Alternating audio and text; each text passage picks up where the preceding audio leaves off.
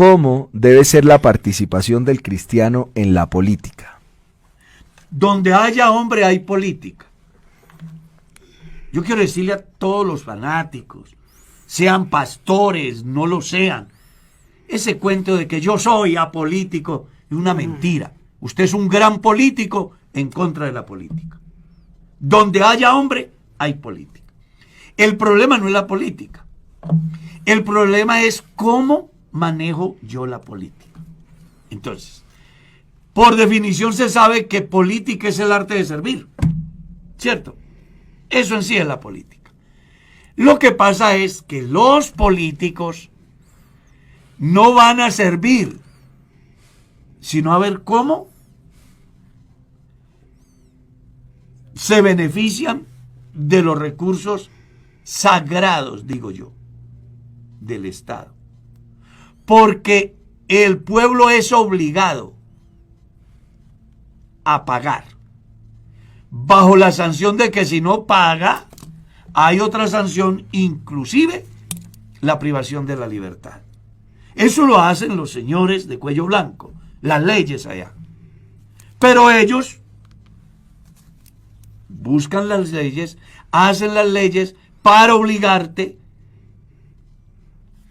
para extorsionarte de alguna manera.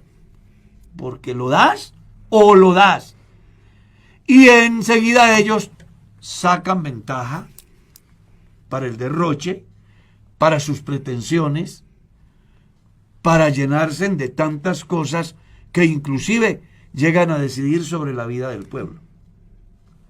Entonces, el cristiano, por naturaleza, es político. Aquí lo que tenemos que es establecer la diferencia si yo como cristiano soy corrupto o no. José era un gran político. Daniel era un gran político. Si lees la Biblia, lo que ellos hacían y la forma como planteaban sus tesis, convencían de tal manera de que hasta el emperador o el rey decía, venga, esta gente es más inteligente que los otros. Pongámonos aquí. ¿Cierto? Pero ellos, frente a la posibilidad de corromperse, no accedieron. Entonces hoy encontramos gente que manejan extremos. ¿Puede un cristiano ser político? Sí. ¿Puede un cristiano ser policía? Porque la policía ha caído en desprestigio, ¿no? Cuando yo era niño, un policía era un personaje sagrado en el pueblo. Hoy, desafortunadamente, la gente ya no respeta a la policía.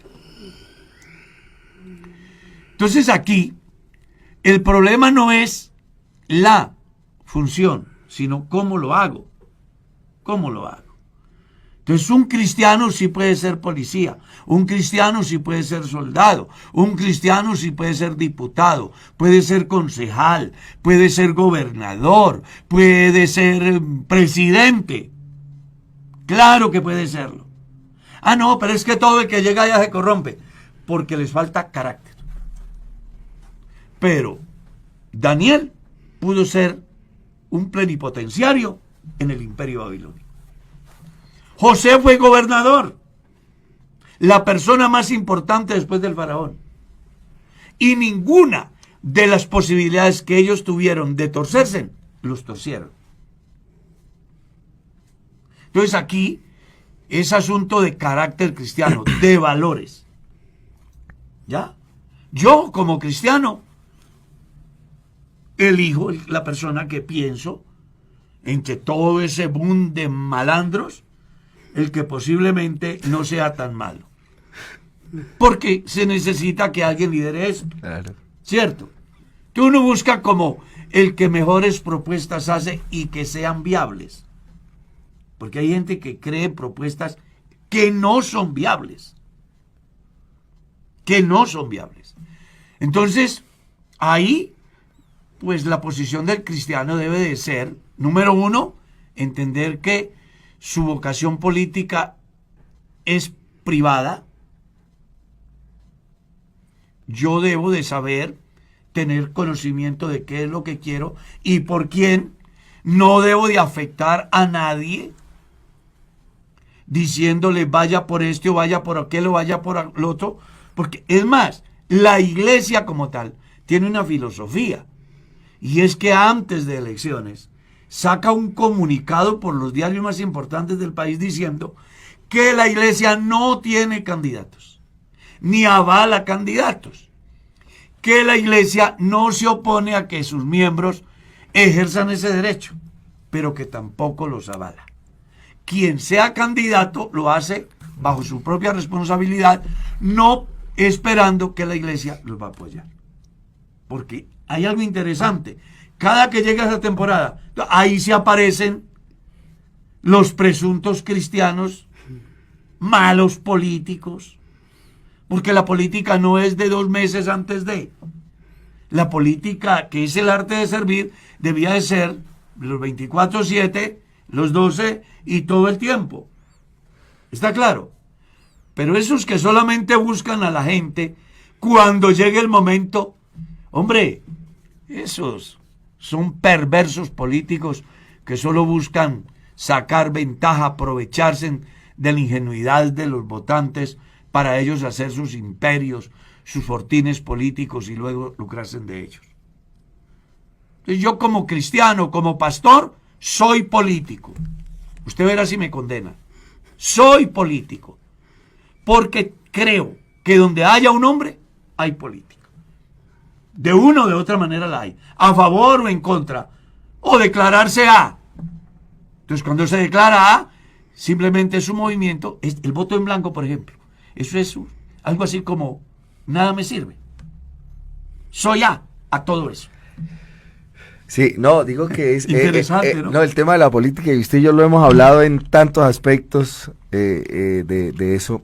Uno, el señalamiento tan represivo que a veces se hace, no de parte del pastor, sino de la misma congregación, frente a la postura política de alguien, que debiera en principio ser respetada. Claro. Es decir, porque es una decisión individual, es un derecho que el Estado le otorga al individuo. De otro lado, satanizar por nuestra manera, es decir, en nuestro contexto de Colombia la política ha sido tan dañada, el ejercicio de la política la política como tal no es mala. Entonces que nosotros decimos, no, ¿cómo va a poder serlo? Pero en otros espacios sería todo un honor ser un representante de una comunidad. En Escocia, en Suecia, por ¿cierto? ejemplo. Ellos viven en la comunidad, ellos no cobran sueldo, entonces, ellos no miran a ver cómo hacen el serrucho para ver cuánto se llevan en el presupuesto para su propio beneficio. Son personas que sirven al pueblo. Ese es el arte de servir. Esa es la verdadera política. Sí, entonces eso sí debiera tenerse muy en cuenta a la hora de...